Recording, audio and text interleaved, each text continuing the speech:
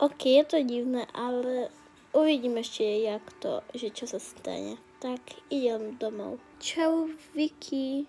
Čau, Abby. Konečne doma.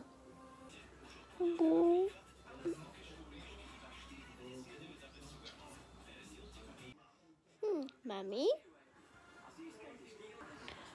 Asi sú v izbe. Ježiš, konečne doma. Už asi Abby je tu.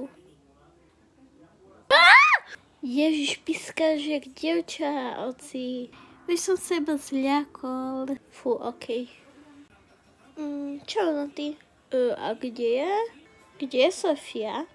Je vonku s kamoškami. Aha, okej. Ahoj, mami. Ahoj. Ty kúkaš do steny? No, iba sa nudím. A ako je v škole? Fajn. Iba máme divného učiteľa.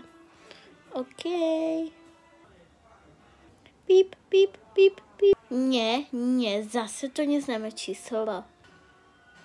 No to neznáme číslo mi volá. Mám to zdvihnúť, alebo nie? To ja to zdvihnem. Ahoj. Ahoj. Môžeš mi povedať, kto si? A je vidno, že máš aj hlas. To musíš sama zistiť, kto som. Jak mám akože zistiť, kto si? No a ti budem dávať nejaké nápovedy. No ak. Ja už musím končiť. Asi dosť fajn. Ďakujem aj ty. No počkej. Chodíš do mojej triedy? Áno. Aha, ok, tak ahoj. Píp. Na to, že to je neznáme číslo a neviem, kto to je, bol fajn. Aj fajn sa s ním kecalo. Ježiši, on je tak fajn. Je mega fajn. Kto je fajn? Však ľud. Ty nie si náhodou vonku? Už som doma. Aha, ok, fúha. A kto sa ti tak páči? Čo si zaľúbená? No, vypadni, sestra. Láska. Tu máš. Nudím sa. To si musím sfotiť. Sestry, poďte tu. Čo sa deje? Čo tie? Kuknite, aký západ slnka. Poďme si ho sfotiť.